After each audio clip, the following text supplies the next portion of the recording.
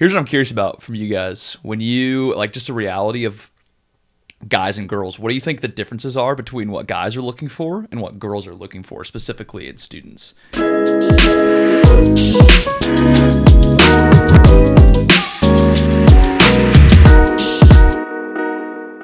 Guys, we're doing it. How you guys feeling? Great. I'm ready. Good. Good. Oh, yeah. Okay, for people watching, you probably know me and Tara, but there's a chance you might not know our other two guests that we got on this episode, but we're excited to have them. So how about we go? We'll go left to right. Go ahead, introduce yourself. Who are you? Who we got here? Hey, I'm Brittany Vaught, and I work with Kidsburg at the Wexford campus. Amazing. What else do you want to know? Where are you from originally? Hey, You got not here. I Huh? do feel like everybody knows that. I'm from Arkansas, Bentonville, actually, where Walmart is Walmart. from. And I have beef with your Walmarts here. They are so janky. Interesting. Just like quality is not good, or The shelves are not full and abundant. It is not organized. The aisles are not wide enough. People are rude here. The interesting. checkouts, the turntable things that have the bags on them, we have not used those in Arkansas for 15 years. Interesting. So you'd say Arkansas is just more advanced in Walmart I mean, technology. That's where it started. Okay, that is where it started. How does it, outside of Walmart, how does Arkansas compare to Pittsburgh? We like it here. Just wish the Walmarts were better? All right. Who are you? I actually don't think I've been to, I've been to a Walmart maybe 5 times since I've lived here in 3.5 years. Yeah, same. I'm not a big Walmart guy. Yeah. Walmart's like all I grew up on because that was like all that was around. So now it's like I've totally gotten away from Walmart because Yeah. I have so many other options. Fair play. Amazing. Okay, who we got over here? Yeah, I'm Will Stevens. You've probably seen me once or twice hanging out, but I'm the student guy up in Butler. So I do all the stuff with them, hang out here sometimes. So you want to know where I'm from too? I would love, yeah, because you're from out of state too. I am. Let's talk yeah. about it. Yeah, I'm from Boise, Idaho, which is a little bit of a jog away. I grew up there, born in Texas, actually. Not experienced with that state, Really? only 2 years. But yeah, lived in Idaho, moved out here for college, and I've been here since. So, And where'd you go to school? Grove City. Groves. Let's Come go. on. We probably got some people listening here that went to Grove City or about to go City. Yeah, Or currently going to Grove City. Grove it up. Did you love it? What would you say to someone who's like, I kind of want to go there? Visit it. That'll convince you. Okay. Wow. Yeah. Yep, that's what I'd say. Okay. Yeah, it's a good spot. I respect it. I've been up in the Science Tower before. Have you? I have been. I got Okay. exclusive What, in access Rockwell? there. Yeah. That's I haven't even been there. Yeah, I haven't even been there either. Hey. Hey, good for you. Good for you. Was it because of Chris Merrick? No, somebody Okay. else. Yeah, we were getting a tour from somebody. He's like, "You want to go up there?" We're like, "Yeah." Wow. Just to go That's There you crazy. go. That was always Let's like go. a bonus It's like a or an rite of passage, incentive. right? Yeah, like, true. If you like did really well, like, or there was like a contest or something, and that was like the Yeah. way you could Yep. get up there. There So are some would also- say I'm more of a Grover than you guys. Some would. Some would say. All right. There are also tunnels under the campus. I don't know if you knew that. Interesting. Yep. I went to a Christian school and we also had tunnels under our campus. Connections. So I don't know if that's like a It's just a Christian thing that you need tunnels to operate. Yep. It sounds more like a cult. A cult. All right, Arkansas. I She's like, sounds like we're like a cult. She's like, but Walmart. Okay, here as we start this episode, good to meet you guys. Good for people to get to know you. I want to ask a little bit of a fun question. So, if you can tell by the title, we're talking about relationships a little bit, and I think we got a pretty good, diverse team to talk about that. But here's what I want to hear from you guys. Think back to when you were dating, maybe getting like trying to find the one. What I don't know if it's as big nowadays, but kind of a thing on social media and what people talk about. It's like what's their people have an ick, right? You guys know what I'm talking about? Oh, yeah. Like somebody does something and they're just like ick. I don't know, that's stupid. But but what is that for you guys? What is your biggest ick in a relationship? Where are we starting? This Let's guy, start off. Okay. Grover. I don't know if this is exactly what you're looking for, but I am not sensitive to many things, but chewing with the mouth open is a problem. Okay. That's a major problem. So Yeah. if somebody's, going out to a meal with me and they just start munching down on their food, and I can hear every little detail, I'm not about that. Yeah, that's gross. Okay. Yeah. Chewing. Yeah, oh yeah. These are all chewing, good for things. sure. I'm gonna keep Yep. this in my mind Yep. for when I hang out with all you guys. Okay. Okay, Good. All right. Who's up next? Big chewing. I think for me, it's pet names. I'm not a Mm. babe, baby, honey kind of girl. Okay. Like my name's Brittany. Just call me that. That's fun. Okay. Okay. I do feel that, especially in public, when somebody is in public and they're like, "baby," and I'm like, "Ew." Yeah, I'm like, "No, Ick. thank you." Ick. I'm like, "No, thank you." All right, you guys ready for mine? Here's mine, and call me whatever you want to call me. I hate burps. I really don't like burps. Burps Okay. really gross me out. Like, I would prefer you would fart around me than burp around me. And I mean that. I really mean that. Like, okay, there's people in this world, that really get excited about burps too. You know what I'm talking Oh about? yeah, for sure. People are like, I could burp the alphabet. I'm like, or you can be quiet. That's also an option. You could also be quiet. And I don't know. So you're not for the Particularly- rating system either, I'm assuming? Say what? You're not for the rating system 1 out of I'm 10? not for burps in general. Okay. They gross me out, especially sometimes when people force a burp. I'm like, you're gonna throw up. That's what it feels That's- like. I'm like, they're like, watch this. I'm like, no. So I tried to marry a woman who is not a burper. That's a requirement. That it's definitely not a requirement, but that's a requirement. Yeah, we'll go with funny. that. All right, Tara, what you got? Okay, similar to Will's, but to be a little bit different is like gum smacking. So like when people put gum in their mouth and just chomp on it. It's like you don't need to do it with your mouth Interesting. open. Like you can It's kind of the mouth open. Chewing with vigor is what you're talking yeah, about. Okay. yeah. Okay. Like Yeah. ugh. I agree. Okay, here's a random thing to put you guys on the spot. Have you been told by someone in a previous relationship or something that you did something that gave them the ick? Has that ever happened? Or like, have you been told by other Brittany's like I'm perfect never. in every way. That's right. That's right. Best all around in high school, right? That's right. Brittany won an award for best all around in high school. So Let's if you go. didn't know, but has that ever happened to you guys? That's putting us on the spot. I don't know if that's ever happened, but Oh, I got some brief. I don't hear know if it. it's an ick, but I got the cold shoulder once. Oh. So classic moment. I was at freshman homecoming. Okay, and we're all having a great time. I'm at the stance with somebody I thought we had a little bit of chemistry going. yeah. And then she suddenly got sick when the slow dance came on, and she disappeared, and I was left alone. So. I don't know. In other words, I don't know what the ick was, but there definitely was one. Yeah. Yep. That's tough. Oh, yeah, She it was a wasn't tough out moment. dancing with somebody else though, right? No. If you're in a movie, that's what would happen. True. That's true. Yeah. No, there wasn't that like cinematic like moment where I saw her off in the distance. No, she was sick. Yeah. So Okay. who knows what happened? Yeah. Wow. Tough. Yeah. Tough beans. Everybody, just a condolence clap for Will if you're watching at home. Poor guy.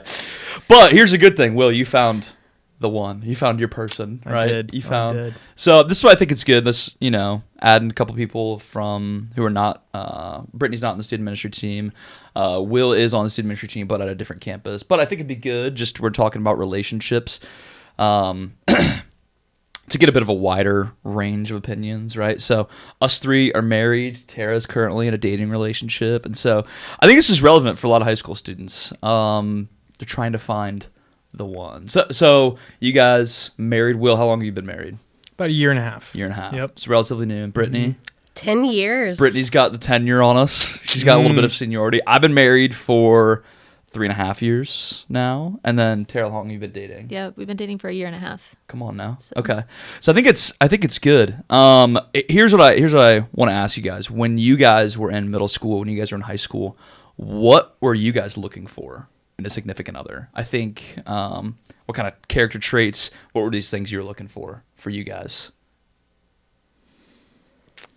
I mean, I liked the funny guys. Yeah. The cute ones, the athletic ones, like your stereotypical girl likes a guy. Yeah. I think in high school it evolved a little bit more. You wanted somebody who had like a sense of direction. Yeah. Because, you're about to launch into the world, and I was more aware of that. But I think what really drew me to my husband now is that he was kind. Yeah. He listened to me. Growing up, I felt like I didn't really have a voice, and he gave me one, and I loved him for that. Yeah. Did you guys meet in high school or college? So he was out of college, Okay. and he was the youth pastor at church. Okay. I was in college, and my sister was in the youth group. Okay. Everyone always thinks that I dated my youth pastor. That's weird. Don't do that. Do not do that. No. What to not look for? Your youth. Don't Okay. date your youth pastor. Yeah. No, he was my sister's youth pastor. I'm 8 years older than her. Okay. And so they were going on this like weekend conference in Tulsa, Oklahoma, and he needed chaperones. And a lot of the parents who knew the sixth grade girls who were Yeah. new said, hey, why don't you ask that girl? And Yeah. he said no, because I was too young. And I was 20 at the time. And he wanted chaperones to be 21. Why? I don't know. Driving, like people drive. Yeah. So yeah, I went, and he asked me for coffee, and the rest is history. That's awesome. Sweet. That's and you guys have been together, married for 10 years, but how long together total? So we dated about a year and a half, give or take, before we were engaged. Okay. And we were engaged for 10 months. Yeah. So Yeah. Okay. What about Tara, Will? What were you guys looking for in high school, personally? Yeah.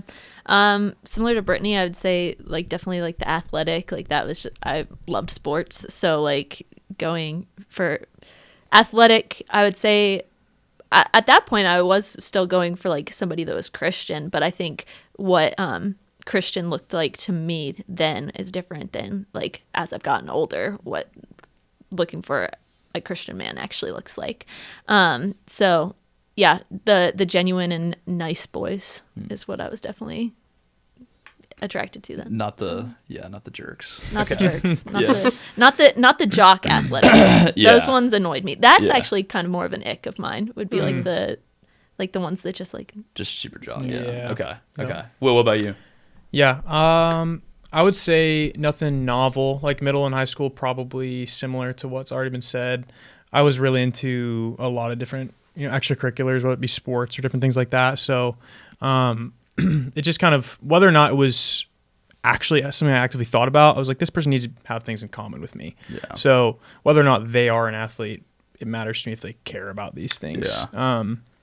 And similar to what Tara said too, I cared about their faith, but probably in a little bit of a shallow way of like, oh, well, I assume if they have been to my youth group once, or, if they are someone I know through the grapevine, then surely, they're serious about their walk with Christ. So it was probably not a really fleshed out idea of that. It was kind of just I can check that off. So sweet, they passed the test. Yeah.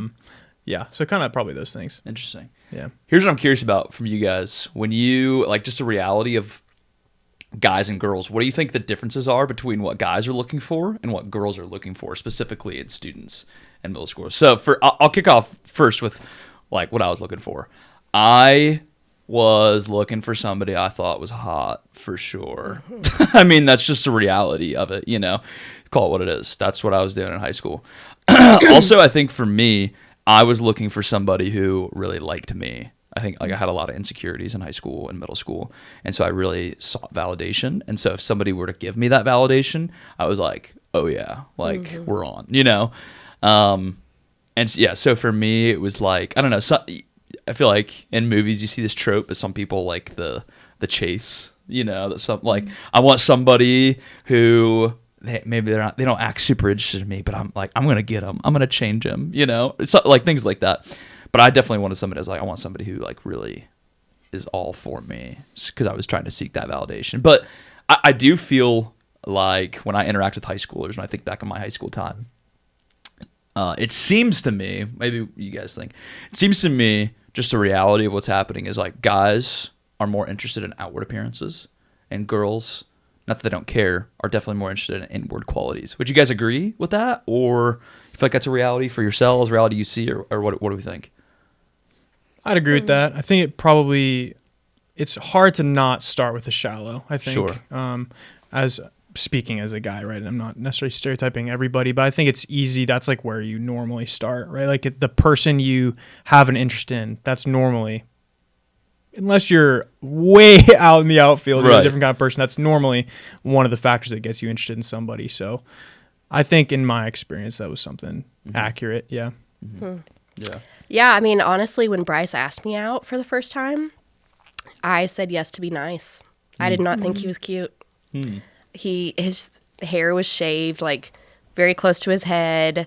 He was, like, swole in not all the, like, right places. He was very, like, triangular. Some men chase that body. I Burrito, mean, hey. taper. Some men chase that, you know? Go Rice. He was definitely, like, trying to figure it out. Yeah. And, I said yes on a whim, and I did not decide to like him really until our third date. And I think it was more not what I saw on the outward appearance, but like I said, he listened to me and he gave me a voice. Yeah. That's great. So here, interesting thing with that, I would assume your attraction then grew like exponentially as you got to know him. Oh yeah, I think he's really cute now. He definitely had a glow up. For sure. Yeah, for sure. Yeah. That's an investment. That's what you call an investment. Right there, Hey, you know? 10 years. That's It actually a thing on grows. social media that people do. It's like when I first started dating and now, and I feel like I find usually girls are pretty good at that, helping guys figure out their style and things like that. But But yeah. hopefully you don't sell high, right? That's right. Yeah. You stay in. Yeah, you got to buy low, sell high. That's right. Yeah, don't Yeah, sell. Yeah, you're don't right. Don't sell sell high. You hold. Yeah, You hold that's until retirement. That's right. Okay, I'm shut up. Yeah, I don't know. Yeah. Yeah, Tara, any thoughts? Yeah, I would say like physical attraction is definitely a very important piece. Like I think that is something that's important, but I definitely would say as a girl, I definitely go. I think it's easy to go more for inward, like the heart. But yeah, not neglecting the physical attraction piece. Yeah. Yeah, so I guess obviously, you know, this is a Christian podcast. This is something that we're talking about as a church or and like within the sphere of Christianity. And so we want to look through everything through a lens of Christianity, right? And specifically it's like, okay, when I'm looking for a relationship, I want to do so biblically. I want to do so with a heart and a mind that is seeking to honor Christ. So how, I guess with that like framework in mind, how important do you guys think looks are within that? How important is that initial attraction? Because I think sometimes there can maybe be the temptation to kind of be like, oh, I don't need to be as attracted to this person. I'm just looking for good qualities. So like, what's the tension between, okay, I'm looking for attraction. I should be with somebody I'm attracted to, but then also that's not the only thing that matters. What's the tension between those things, if anything, do you guys think? I think that's an important thing to at least think about, because it's easy to kind of flip the pendulum straight to the other side and, like you were kind of saying, almost like demonize being attracted to somebody. Yeah. And I think the bottom line is, right, yes, it's a very easy thing to idolize and to fall into traps of sin and brokenness with that if you idolize it too much. But at the same time, God did create us to be attracted to one another, right. The opposite sex. So it's not bad in and of itself. I think you can look at a couple different books of the Bible to see that is something appreciated, right? Like in different books like Song of Solomon and whatnot.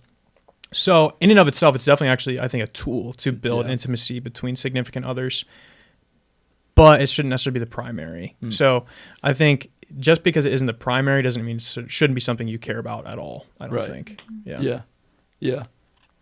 Yeah, because I mean, even Jesus wasn't necessarily attractive.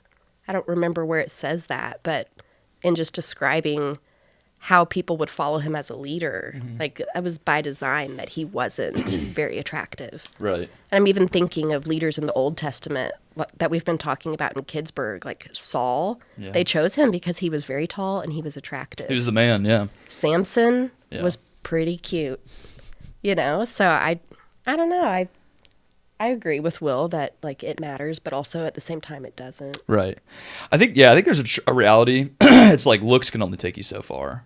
You know, like you could be super attractive, but then you're dumb as a box of rocks, and you're like, all right. Or it's just like a really awful person. But I think that like it kind of leads us into specifically for Christians. It's like, what as a middle schooler who's starting to think about dating, as a high schooler who's starting to think about dating, as a college student who's like, okay, I want to, I'm thinking about dating and things like this. But also within that Christian framework, it's like, what do I look for? Interesting thing is like the Bible about dating doesn't talk about it, right? Right. I remember hearing that in high school. I remember going to something in high school, and it's like, Bible doesn't talk about dating at all. I was like, that's so disappointing. It's like, because that is my world right now. That is all I care about. That is like, I want to know, and if I'm a Christian, I want to be informed by that. And so how do we be informed by that without the Bible specifically talking about it, right? And I think there's a couple principles that talk about it a lot. Couple things we'll walk through a little bit. Here's what I think is important. I'd love to hear your guys' thoughts. I think when you are entering into the dating world, I think your end goal should always be a desire to be married, right? Absolutely. Yeah. What are you guys' thoughts on that? I think if you're seeking to date, you're dating to marry. Like that's the end goal. What are you guys' thoughts on that? When I read that in the show notes, my gut was to maybe disagree with you, but I also do see your point. Mm-hmm. Like, what is the point of dating if you're not going to end up with someone permanently? Right. And you're not really dating to figure out who you are, because ultimately your identity should be rooted in Christ. Yeah.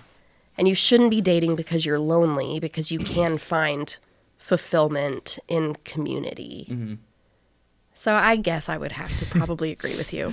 No, that's good. I think there's there's a qualifier you got to put in there. It's like, it doesn't mean, I think with that, it doesn't mean that every relationship you enter into needs to have like the weight of, I need to marry this person. Yeah, and I think that's what I was like, right. Yeah. Slow down, Nick. But yeah. That's the caveat that I would put on it as well, because that's actually something I experienced a lot in college with my buddies. This was kind of a funny dynamic. Emily and I met freshman year. We dated through all of college. So we kind of turned into, some of my teammates literally called us mom and dad for a very early time, because they're like, oh, these are the two people that don't have drama. So let's go talk to them about all of our problems, as if we didn't have any. And so consistently, I think that weight actually kept people from dating. They're like, oh, well, if this person has to be the person I marry, but I don't know all the things about this person. So how should I know if I should go on a date with them? Yeah. And that, I think, is where you can take it past its point of significance, where it's not that you're writing on a line with pen, oh, if I agree to a date, I have to date this person, which is what you're saying. Yeah. So my view was always, okay, if at the very outset there isn't an automatic red flag for why this person would be DQ'd from that being a possibility, then I'll go on dates with them. Yeah. It doesn't mean I have to commit my life to them, right? Yeah. That's the point of dating versus engagement and marriage. But sometimes people can get overwhelmed by that, and I think it's that's a good aiming point to. If there's any considerations keeping me from it, then I won't. But if there's not, as far as I know so far, go for it. Yeah, yeah. And I think that's tough in middle school and high school too, because it's like, I mean, you legally can't get married, so it's like it's not even an option for you yet, and so you're like, hold up, what is this goal of marriage? But I don't know. I just believe like there's there are people who they're just like, yeah, I'm just dating around. I'm just having fun. Like I'm, like you said, I'm just trying to figure myself out. And I think to an extent that can be good. I think going on dates is a good way to figure out, hey, this is what I do like and this is what I don't like, right? So I was in a few relationships in middle school and high school, and from that I was able to really be like, this is what I definitely need to avoid. I need to avoid these qualities in this type of person because this just did not work out. And obviously then once I'm in college, I was really able to help. But even with that, I think if you're not dating with at least some tight, like marriage in mind at some point, I think you're just dating for a heartbreak. You're just expecting a heartbreak, right? If you're just like, this is fun, and it's like eventually you get attached, eventually a bond forms, and then it's like, hold up, like, no, we're done, or like, I'm going off to college. This is like, yeah, we got to end this. And it's just like, you're just setting yourself up for just a heartbreak, and just setting yourself up for just both of you guys to be hurt. Again, doesn't mean that it needs to end in marriage. But I think at some outset, there has to be that agreement. But how I'll ask you guys this: what? Yeah, I'm trying to think of the best way to word this. Just send it. Yeah, just send it. Well, it's like, you ever have a thought that's like half formed, and then you're Oh, just yeah. like, all right, it'll Formulate as I'm going. It'll formulate as I'm going, that type of thing. But Well, how did you know that you wanted to marry Emma? Yeah, it's a great question. I'll flip that question back to you guys too. But yeah, so if you didn't know this, you never met my wife Emma. She's pretty sweet.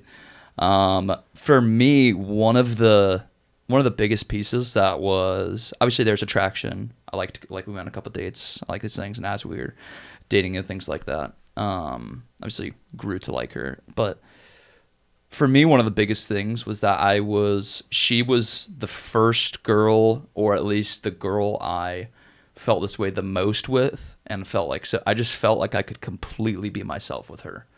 I felt with any other people in my life, other girls in my life, I've always kind of like, I need to act this certain way so I can gain this person's favor. I need to act this way so this person will like me a little bit more. I felt with Emma, I could be completely who I was, and she still liked me. And for me, that was huge, I feel like I'm a bit of a closeted nerd. It's like, I don't feel like maybe I do. I don't know. No, I'm learning this about you. So actually. like, I don't nerd. feel like as if I come off as like a nerd or like, Star Wars facts, but it's like, then you get to talk to me and it's like, oh, I like nerdy stuff, And I always held that when I was going into relationships, because I was like, I don't want this girl to think I'm a nerd loser or something like that, and not like me. But with Emma, I just felt like, wow, I can really be myself, and I can be this quote nerd, and she'll still like, she's not running away. She likes me, and there's no judgment, and she's like, and that was huge for me. I was like, wow, I can be myself with this person. And then I think, things began to fall in place. But what was that for you guys when you guys were looking for a relationship? What was the thing that was kind of like, yeah, this is good? There was something pretty distinct for me. It's probably going to sound fairly similar, but I had a pretty serious relationship through a good amount of high school. And it was really solid in a lot of ways, like total respect and like no hard feelings out of like when it ended. But the thing I think I realized was there can be some conflict built up if you have a lot of things in common. You have priorities in place, like we both love the Lord. So those things were in place. But similar to what you were just saying, I realized that I felt like always a little bit on my tiptoes. In other words, never fully comfortable in that relationship. Like never fully like I was 100%, being myself or being comfortable with where we were at. There was one of these reckoning moments where I was deep in this relationship. And I remember before, I think she was picking me up to go do something. I was like running through my head, okay, what are some points of discussion I could have for this car ride? Like what are so it makes sure there's no awkward silence. Like what are some things I can have logged away? And I was like, that shouldn't be happening at this point. So anyways, when I was like getting into dating again and Emily and I found each other, that was a big thing. Like all those same priorities still sit there, but can I just be comfortable doing normal daily life things with this person instead of only comfortable when we're doing dates, like bowling or, fill in the blank with stereotypical things that make you busy. So somebody I'm comfortable just living life with. Yeah. That was a big thing. Yeah. Yeah, I think for me, maybe it's a little more selfish because, I came from a broken home. My parents divorced when I was 2 years old, so I always was shuffled back and forth, and there wasn't a lot of stability and there wasn't a lot of trust. And my mom's family is very volatile. There was a lot of, like, yelling and screaming and slamming doors, and I've seen my aunts, like, pull each other's hair at Christmas. And so I think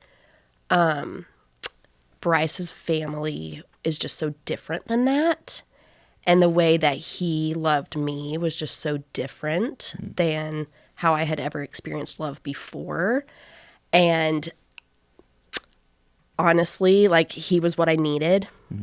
And that may sound a little bit selfish, but I think over the last 10 years, we've really grown together. And I think I've expanded his view on the world and that it's not like always this happy, shiny place like he grew up in. Yeah. And not that his life is perfect either, but like he had a sister who died when she was young. But yeah, I think he has really shaped me and grown me in my faith too. In college, I really went through this crisis of faith where I didn't know why I believed what I believed. And he was patient with me in that and really like led me back even to Christ. So yeah, he just really the whole time was so consistent, and Yeah. that was something I had never seen before. Yeah. That's good. That's great. Yeah. Yeah, and I mean, even too, like before you talk about Matt and like how great he is, like I just think about even the gospel and like the point of marriage is to reflect Christ and the church. Yeah. And I really do feel like over time that Bryce and I have done that well. Yeah. And yeah, it's really, I think being married to him specifically because of the way he follows Christ, it helps me to understand my faith and the way that Christ loves me more. Right. Yeah. Yeah, that's good. That's great. Yeah. I would say just how well I felt pursued by Matt and continue to feel pursued by Matt, but the fact that he continues to pursue Christ before me.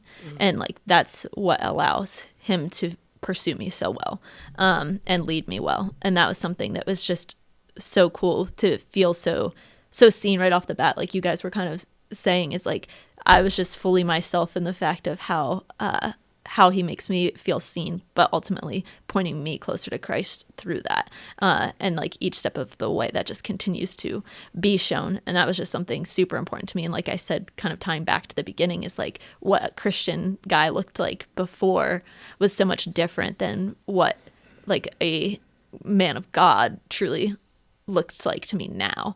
And it's just been really cool to see that play out and like in a dating relationship. So Yeah. I think that's a great segue too. I think this next part's, really important. I'll throw this question out to you guys. How important is it to look for, again, we're within the sphere of Christianity, right? So if you're watching this and you're a believer, for the people who are out there watching, they're single, they're believers. They are convinced. They're like, yeah, I love the Lord. I want to follow the Lord. How important is it for that person to date somebody or pursue somebody who is also a believer? Or is it like not really matter? Like if they don't believe, they have a different set of faith values. It's just like, yeah, that's not a huge deal. What do you guys think? I personally think it's so important to, like, that should be the root of it. It's biblical that is the root of your relationship. And I think oftentimes, especially in like middle school, high school, college, like that scene, like you kind of are looking at relationships as an idol to an extent, because you're like, this will kind of give me a certain standing, or like I even think to the idea of social media, how often people just like use it as a way to post and be like, oh, this will look good for social media. And then people end up using like the physical appearance as something to outweigh what the true purpose is. They're like using this physical appearance instead of what like the true meaning, the inner being is. And ultimately, from like speaking from the girl, like the guy is the leader of the relationship. And if in that sense, as a girl, if you're not dating somebody that is following after the Lord, they're ultimately not going to lead you down paths that are going to be honoring to God, and you're going to end up trying to work to fix them, or to be like, oftentimes I'll hear people say like, well, I'm going to help bring him to Christ. And that's not the best way to look at it. Yeah, actually, I would say that that's prideful. Yeah, it is. Yeah, like you are not going to save your boyfriend. Yeah. That's not something that you can do. Mm-hmm. Yeah. Devil's advocate, but what if you're like, but Jesus was around like sinners. That's who he involved himself in. So like, what if like in this way I can share the gospel with them in this relationship? I think it's very different in a romantic relationship, because I've known people, and I've been tempted to also be that person of, oh, I can missionally date this person. I see the chops, like they're interested. But the problem is it's unfair to you and it's unhealthy to you. But it's also, I think, very unfair to that person, because I think in a way it's fairly manipulative. Even if you're coming from a healthy place, you say, oh, I'd love to continue this relationship, but I can only continue if you come to know Jesus. look at the situation you're putting that person in. Like, they care about you. They want to stay in a relationship. So now they're going to do one of two things. They're either going to lie about it, or they're going to be forced into a faith because it was prompted by wanting to stay in a relationship, not because of a desire for God. So not that it's never happened before. I'm sure it has happened before. There's probably people that maybe will watch this where they've done that. Praise God. But I think the foundation of it is dangerous and can lead people to just pursuing God not from a genuine interest, but from like obligation to do it. That's why it can be so problematic, not just for you as a believer, but for that person who you genuinely should also care about their journey. So yeah. And that's I've been here for 3.5 years, like working with high schoolers here and stuff. And, over that time I met several people who are like, Nick, I start dating this girl, I start dating this boy. And I think it's come up. I'm like, oh, like, you gonna bring them around here? Are they gonna come around? Do they have a church they usually go to or something like that? And they're just like, no, they're not like really Christian, And I think there's, while Scripture does not speak specifically on dating, what Scripture does speak about in 2 Corinthians, right? We know this. It's do not be yoked together with unbelievers. This imagery of two ox with a yoke on them, and if they're unequally yoked and one ox is pulling the other, one is they're trying to pull the other. What really is happening is that other ox is dragging that first one back, right? And so I think there's a real sense in that, like, hey, don't be yoked with unbelievers, but there's also a real sense of if you're someone who is like really all in, you're like, Jesus Christ has changed my life. This is like monumental for me. Even someone who is, someone who was like, yeah, they kind of claim the title of Christian, but then they're not living that out, and that's an unequal yoking that's on your life, and right. So I think when you have this like framework, it's like, okay, well, if marriage is some type of end goal, and you think of like, if this person is potentially someone I could marry, you don't have to put that weight on it, but think about the implications on that, on like your entire future, right? Because I think the reality is what comes from faith and Christianity are values, and like not only just a belief, but a way to live, right? And if someone doesn't share that same core value, that identity of who you are, there's going to be a value misalignment that like truly will ruin your life, like genuinely will ruin your life. You think of things of parenting. It's like if you're a Christian, you're like, oh, I think prayer is important. Maybe I should pray with our kid. And then you have a spouse who's like, why would I care about praying with our kid? Like praying to what? The sky? That's a complete value misalignment, right? Reality for high schoolers too. You think of somebody, it's like, hey, I share the values of the gospel. I share the values of the Bible. I want to save myself for marriage. And you enter into a relationship with somebody who does not have the same values, not have the same belief. And they're like, why would you care about, like, don't you at least want to test it out before you get married? I mean, that's like what the world says, right? It's like, yeah, you should want to have sex at least once before you get married, just to see if this is something you like, just to see if this is going to work. And I guess in my experience, I found that, the idea like, oh, I can change them, I can lead them, and like they'll, 9.9 times out of 10, they'll drag you down, right? It's not to say that these people who aren't Christians can't have good morals and are awful people. But what I'm saying is they're going to drag your views back into their views. You're not going to, 9.9 times out of 10, you're not going to lead them into Christianity. They're going to drag you out of your set of values. Can I share an example real fast too? For sure. So I think it was either my parents or my pastor explained this. It was a really helpful image. So they were saying, when you're looking for somebody to date and you're considering those concepts of, where they're at with their faith, I've also run into people where, not in a prideful way actually at all, but they said like, yeah, but this person's a really new believer. Like, will I have a hard time connecting if they're still, like, if in the scriptures it talks about like concepts of milk, right? Like, in other words, like elementary concepts of the faith, where I feel like I'm, years into this, not an expert, but like I'm ready to get into the word and be kind of, just really developing some more developed thoughts on it. And my pastor explained, it's not actually necessarily important that you're on the same exact step of the path. It's whether or not you're going the same direction with the same desire. Yeah. So like he gave the image of, let's say you're on like a track and you're running and you both have a rope around your waist it actually doesn't matter how long the rope is if you're both running the same direction. In other words, it doesn't matter if you've been a Christian, for 12 years and the person you're interested in has been a Christian for 6 months.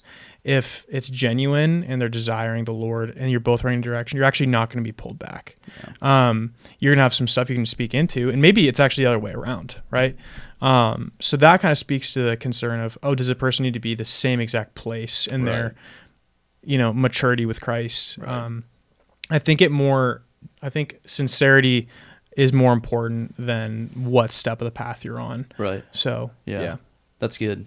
Yeah, that's good. I think to kind of put a little bit of a bow on this too, there's a lot of things you should look for. You should look for somebody who you're attracted to. You should look for somebody who's kind to you, who is kind to other people. But I think like the first principle, look for somebody who genuinely loves Jesus. Because once you find somebody who genuinely loves Jesus, who genuinely loves God, and has had their lives changed by the gospel, everything else will follow. If someone whose life is changed by the gospel, they will love you well. They won't love you perfectly. You're never going to find somebody who loves you perfectly. You're always going to find someone you're always going to find an issue with someone. No doubt, right? This is like a secular podcast, but I heard someone say, they're like, find someone who you don't want to, when you wake up in the morning, hit them with a frying pan. Okay.